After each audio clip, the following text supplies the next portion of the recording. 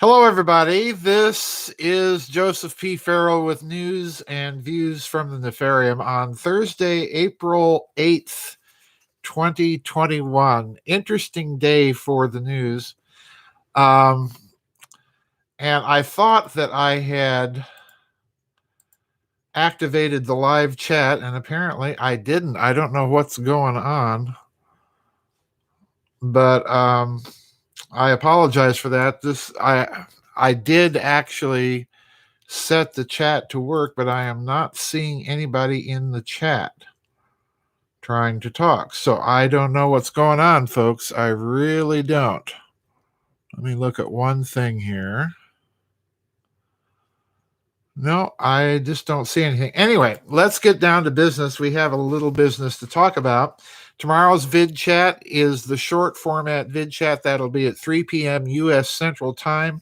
I'll be in there for a half an hour pre-chat beforehand. This is the short format. It cuts off at 6, whether we're done or not. And this is also the vid chat where you post your questions or comments actually in the comment area, in the members area on the vid chat. Now, today we've got two stories, a small one and a big one. And the big one is...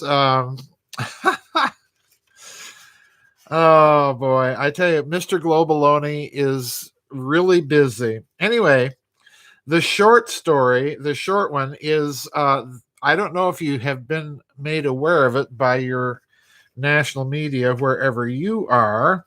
We certainly were not here, but there was another tanker, a big tanker that didn't get stuck in the Suez Canal, but for some reason it just lost its engines. Short story is over at Zero Hedge.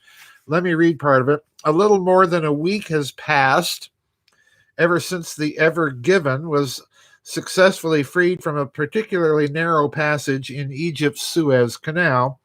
Yet the canal is already struggling with another potential blockage Tuesday. The shipping firm Sharaf Group reported that traffic in the Suez has been halted after another tanker was stricken with engine trouble. Data from the tankertrackers.com showed the blockage in the northbound lane, along with a handful of tugboats dispatched to aid the ship. Bloomberg identified the Italian tanker Rumford as the culprit and quoted Sharaf Shipping Agency saying in a note to clients that the ship, quote, caused blocking for all vessels transiting the canal. The Suez Canal Authority took immediate action and tried to remove the vessel from the channel using their tug, said Sharaf, which helps manage the traffic in the waterway. The tanker, quote, had a blackout while she was transiting the Suez Canal within the northbound convoy, the Suez Canal Authority said. The blockage started at 10:15 local time Tuesday, and apparently, according to the update, that tanker is being pushed out by tugs, and the traffic blockage is apparently free. But 2 times in less than 2 weeks. Wow, what a coincidence.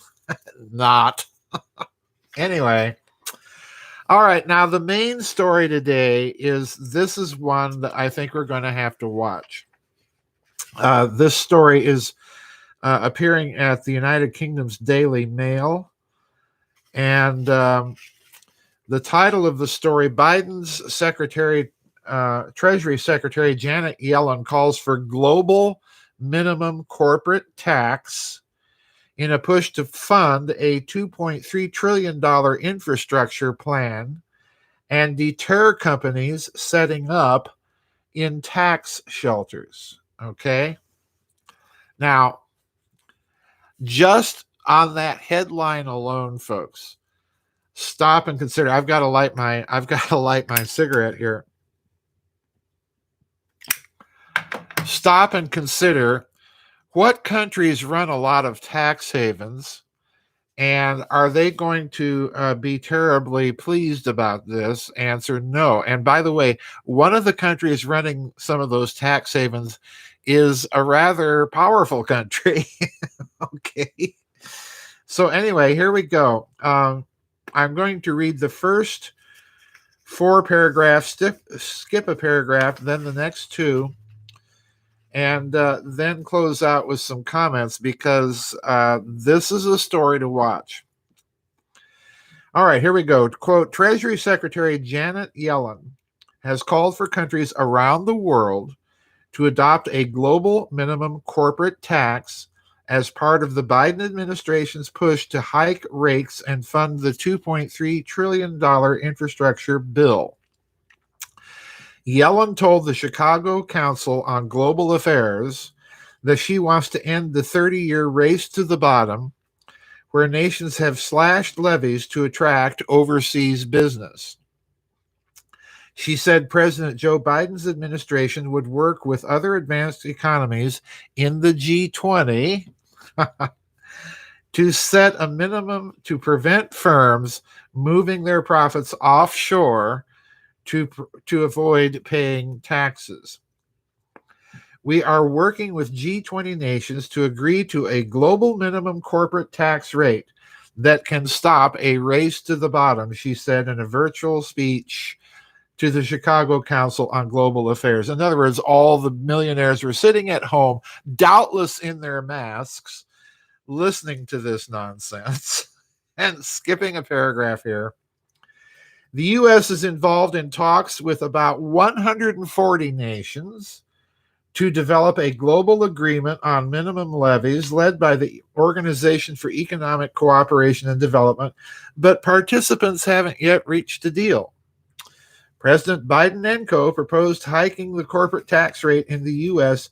to 28% from 21%, partially undoing the Trump administration's cut from 35% in its 2017 tax bill, and to increase the international minimum tax rate that American companies pay on their foreign profits to 21%.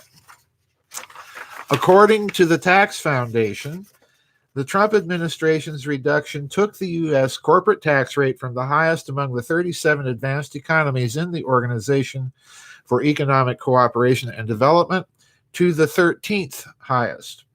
Many analysts have argued, however, that too few large U.S. multinationals paid the full tax.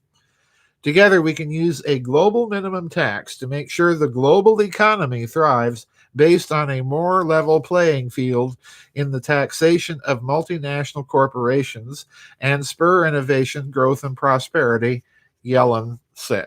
So there we go. They want to negotiate with the G20 for an agreed upon tax rate for any multinationals operating in those countries. Now, folks, here's why I'm concerned about this. Because first of all, you'll notice that what's happening is more and more centralization is occurring. And as a result of that, government becomes less and less responsive. So in other words, imagine your favorite pet peeve with your local national government and then plug it into a global government. How much do you think your voice, or for that matter, millions of voices of voters in your country, are going to be heard at that level? Answer, very little. So in other words, I think global government is a bad idea simply because of the sheer amount of centralization required to run it.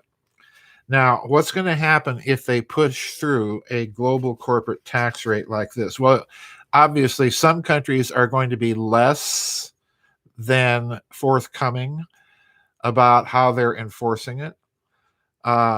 In other words, transparency is a problem here. And if you're doing this, and all the countries actually manage to be relatively transparent and enforce whatever tax rate, what you're going to see is other countries that are not part of the G20 will lower their tax rate, and all of those corporations will, of course, move all of their manufacturing to those countries. It's the same old game. It's not going to stop it. So in other words, the end result of this, what I'm proposing is this is the first step to impose actual global taxes, not just among the G20 nations, but to set up an infrastructure at a global level, probably involving the United Nations, which they've already put well into place. So in other words, I think what we're looking at here is just the first steps towards that end. And if they are successful in doing that, and then coupling that with their cries for going to digital currencies via each nation's central bank as yet another step to create a global currency and economy, then you can kiss your freedoms goodbye, because they're moving everything behind a one-way mirror, as Catherine Austin Fitts likes to point out. So I'm extremely skeptical of this move. I don't think it's going to work in the short term, because corporations will always find a way to slip out of whatever net the taxman is casting into tax havens. And there's a final thing here that I'm very concerned about. I've mentioned this before in terms of tax havens, and that's space. Because if you lock down the whole world and exclude space, they're going to move their liquidity into space-based assets. And that's the other thing that I think might be a hidden part of this agenda, is literally to force companies to get out of the earth and put their liquidity and their assets somehow, so to speak, in the cloud. We'll see where all of this is going, but I don't think you can look at this story apart from the other moves that they're making vis-a-vis digital currency, vis-a-vis space, and so on and so forth. I think this is all part of a coordinated, well-orchestrated plan. Just look at how they've used the COVID plan scandemic to accomplish their financial and political objectives. It has little to do with Plan Scandemic other than getting everybody to take their witch's brews that they're calling vaccines.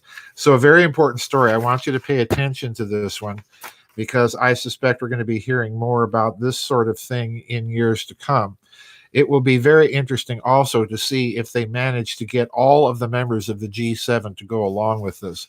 Now, I'm suspecting that you're going to see Russia, China, perhaps some of the European powers calling for a lower rate. But we'll see if Yellen is able to pull this off. But it's not, my point being here, folks, this is a story that's not going to go away. We're going to keep hearing about these kinds of things with increasing frequency in coming years.